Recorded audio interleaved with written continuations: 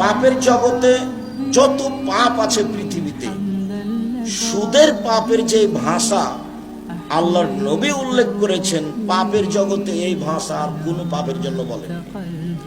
শিরক করা মহাপাপ, এই কথাই ঠিক, তারপরেও ভাষা এমন নয়। বাপ মায়ের অবাধ্য চলা মহাপাপ, এই কথাই ঠিক, তারপরে ভাষা এমন নয়। মিথ্যা সাক্ষী দেওয়া মহাপাপ, তারপরে ভাষা এমন নয়। মানুষকে হত্যা করা মহাপাপ, তারপরে ভাষা এমন নয়। জেনা মহাপাপ, তারপরে ভাষা এমন নয়। আব্দুর রহিম সাহেব ভাষাটা আগে বলেন, তাহলে তো কথা বুঝবো। হ্যাঁ, ঠিক বলেছেন, ভাষায় আগে বলি তাহলে বুঝবো। ঠিক।